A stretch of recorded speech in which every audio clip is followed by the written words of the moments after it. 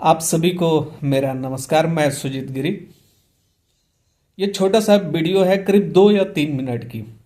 यदि आप सुन लेते हैं इस वीडियो को तो मुझे पूर्ण विश्वास है कि आपको न कर्म योग, भक्ति योग और ज्ञान योग तीनों समझ में आ जाएगा। ये मेरा पक्का विश्वास है। तो शुरू करते हैं और समझ लेते हैं कि आखिर कर्म योग क्या है, भक्ति योग क्या है और ज्ञान योग क्या है। बिल्कुल आसान भाषा में मैं समझा देता हूं और आज के बाद आपको किसी से पूछने की जरूरत नहीं पड़ेगी कि तीनों क्या होते हैं। जो गीता में भगवान श्री कृष्ण ने बताया है ना, आपको बताऊं कि गीता का छोटा सा बारे में बता देता हूं कि गीता एक दिव्य ग्रंथ है। गीता एक दिव्य ग्रंथ है, एक दिव्य शास्त्र है जिसमें 700 श्लोक हैं और 18 अध्याय हैं। 1 से 6 तक जो चर्चा होती है वो कर्म योग का होती है और 7 से 12 जो चर्चा होती है उस अध्याय की, उसमें भक्ति योग है और 13 से 18 अध्याय तक जो चर्चा होती है वो ज्ञान योग की है। तो वो तीनों जो है ना, कर्म योग, भक्ति योग और ज्ञान योग, वो तीनों को मैं आज मैं इस वीडियो में मात्र 2-3 मिनट में खत्म कर दूंगा। आपको फिर ना किसी से समझने की जरूरत नहीं पड़ेगी, आप समझ जाएंगे कि क्या चीज भगवान श्री कृष्ण कहते हैं गीता में। ये 18 अध्याय जो है और 700 श्लोक जो हैं, ये आपको आज यहां क्लियर हो जाएगी। तो आप बने रहिए मेरे साथ और सुनिए। एक घर में महिला है, एक घर में स्त्री है, महिला है, नारी है। वो उनको दाल बनाने की प्रक्रिया आती है। यदि उनको दाल बनाने की प्रक्रिया आती है, उसको कहते हैं कर्म योग। एक महिला है अपने घर में, उनको दाल बनाने की प्रक्रिया यदि आती है तो वो उसको बोलेंगे कर्म योग।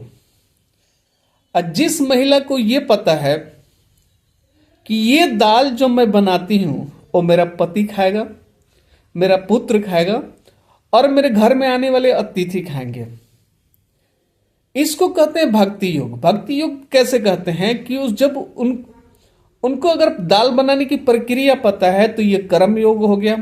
यदि वो दाल उनका पति खाएगा, पुत्र खाएगा या अतिथि खाएगा, तो उस दाल के लिए वो क्या करेंगे, अच्छी तरीके से उस बर्तन को साफ करेंगे, उस दाल को अच्छी तरह से धोएंगे, उसके लिए अच्छा पानी का व्यवस्था करेंगे और जो भी बर्तन में वो परोसेंगे, खाना खिलाएंगे, वो बर्तन को साफ सुथरा रखेंगे। तो ये जो भाव है यहां पर बता रहा है हम कि ये जो भाव है कि मुझे अपने पति को खिलाना है, मुझे ये दाल अपने पुत्र को खिलाना है, मुझे ये दाल अपने अतिथि को खिलाना है, और इस भाव से वो दाल को 2-3 पानी से, साफ पानी से धोती हैं। दाल बनाने के लिए साफ पानी की व्यवस्था करती है, बर्तन को शुद्ध रखती हैं, शुद्ध बर्तन में खाना बनाती हैं। ये बात जो है महिला यदि जानती हैं और वो करती हैं, इसका मतलब ये हुआ कि उनमें भक्ति की भाव है, श्रद्धा है कि मेरे जो घर में लोग हैं इतने स्वच्छता से खाएंगे। लेकिन वही दाल जब चढ़ जाता है चूल्हे पे, तो उसमें क्या क्या चीज पड़ेगा, क्या क्या सामग्री पड़ेगा, कितना नमक पड़ेगा, कितना हल्दी पड़ेगा, कितने समय तक उस दाल को उबालना है, कौन सा मसाला उसमें डालना है। यदि वो उस महिला को पता है कि इतने कुकर की सीटी में ये दाल बन जाएगा, इसमें ये मसाला डालना है, मुझे इसमें इतना हल्दी डालना है, इसमें मुझे इतने अनुपात में नमक डालना है, जो चीजें उनको पता है कि इतना उबालने पर ये सही ढंग से पक जाएगा, कच्चा नहीं रहेगा, उसको कहते हैं ज्ञान योग।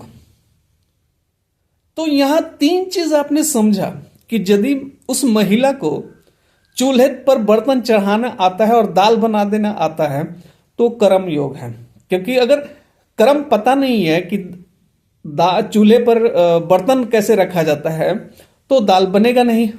यदि उनको पता है कि चूल्हे पर ये बर्तन रखा जाता है और ऐसे दाल बनता है तो वो होगा कर्म योग। और दाल कितनी श्रद्धा से, किस मन से, किस भाव से बनाना है, किसको खिलाना है, पति को, पुत्र को, अतिथि को या घर परिवार के लोगों को, यह होता है भक्ति योग। और उस दाल को बनाने में कौन कौन सी सामग्री लगेगा और कितना समय लगेगा, यदि वो जानकारी उनको है तो वो होता है ज्ञान योग। क्योंकि ज्ञान से ही दाल बनेगा स्वादिष्ट।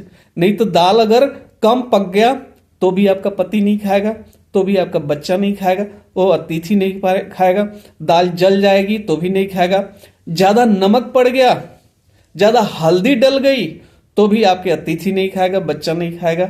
तो तीनों की जरूरत है। यदि आपको बर्तन चढ़ाने नहीं आता, चूल्हा पर उतारने नहीं आता, कर्म करने नहीं आता, तो भी दाल नहीं बनेगा। जगदी अगर भक्ति नहीं आती आपको कि किस श्रद्धा से, किस भाव से, किस समर्पण से खिलाना है, ये नहीं आता तो आपको भक्ति नहीं आ रही है। यदि उसमें क्या क्या चीजें डालनी है और कितना अनुपात में डालना है, कितना देर पकाना है, कितने कुकर की सीटी बजना है, अगर ये नॉलेज नहीं है तो आपको ज्ञान योग नहीं है। ये तीनों मिलते हैं तब जाके वो दाल स्वादिष्ट बनता है। और वो दाल को आपका पति खाते हैं, आपके बच्चे खाते हैं या आपके अतिथि खाते हैं, जो आपके घर में गेस्ट आते हैं, तभी वो चीज अच्छा बन पाता है। होटलों में क्या होता है, होटलों में क्या होता है कि वहां पर उनको कर्म योग पता होता है और ज्ञान योग पता होता है, लेकिन भक्ति योग पता नहीं होता। उनको पता है कि कैसे मसालेदार स्वादिष्ट दाल बनाना है, वो बनाकर आपको खिला देते हैं, लेकिन भक्ति से नहीं खिलाते। अगर उनके दाल में मक्खी भी गिर जाए ना तो भी वो बाहर निकाल के फेंक देंगे, चाहे उबाल के पका के खिला देंगे। उस लेवल पर वो बर्तन साफ नहीं करते, उस लेवल पर वो बर्तन साफ करके नहीं रखते कि मेरे मेरे मेरे स्पेशल मेहमान आ रहे हैं, ऐसा वो कुछ नहीं करते। उनको दो चीज आता है और दो चीज अच्छा करते हैं कि ताकि उनका सेल बढ़ सके। लेकिन वहां पर एक चीज मिसिंग होता है, वो है भक्ति, श्रद्धा नहीं होती है, भक्ति श्रद्धा नहीं होती है, इसीलिए होटल का खाना शुद्ध नहीं होता। लेकिन जिस घर में जिस नारी को ये तीनों कर्म पता है, तीनों योग पता है, कर्म योग, भक्ति योग और ज्ञान योग, तो वहां पर उन्नति तरक्की होती है और खाने जो हैं स्वादिष्ट बनते हैं। तो यही कर्म योग हैं। कर्म योग ये हुआ कि चूल्हे तक बर्तन को चढ़ाना उतारना, ये कर्म है। और किस भाव से ये बनेगा, बर्तनों को कितना सफाई करना है, कितने बार दाल को धोना है, कैसे खिलाने वाले थाली को साफ सुथरा रखना है और किनको खिलाना है, किस मनोदशा से बनाना है, ये भक्ति योग है। और ज्ञान योग यह है कि उस दाल को कितना अच्छा स्वादिष्ट स्वादवर्धक बनाकर देना है, कितने प्रोपोर्शन में, कितने अनुपात में, उनमें क्या क्या चीजें पड़ेगी, ये डालना आता है, तो ये आपका ज्ञान योग है। तो तीनों योग जब मिल जाते हैं ना, कर्म योग, भक्ति योग और ज्ञान योग, तो वो चीजें बेहतर बहुत बेहतर हो जाती है। तो यही तीनों कर्म में भगवान गीता में कहे हैं कि तीनों का मिलन होना जरूरी है, तब जाके आपको चीजें ना सही हो जाएगी, सुदृढ़ हो जाएगी, स्वास्थ्यवर्धक हो जाएगी।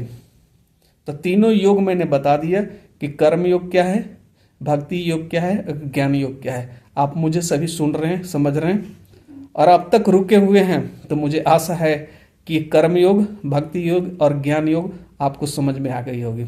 होटल की भी कहानी समझ में आ गई कि वहां दो चीजें हैं, आपके प्रति श्रद्धा नहीं है, उनको पैसे के प्रति श्रद्धा है, भाव नहीं है उनके प्रति। वो गर्दन कचले थाली में भी खिला सकते हैं आपको, मक्खी मरी है तो भी उबाल के खिला सकते हैं। लेकिन घर में जो महिला है ना, उनको पता है कि मेरा पति खाएगा, बर्तन को साफ रखना है, चीजों को साफ रखना है, कितने शुद्ध पानी से दाल को धोना है, कितनी बार धोना है, बर्तन को कितने अच्छे तरीके से रखना है।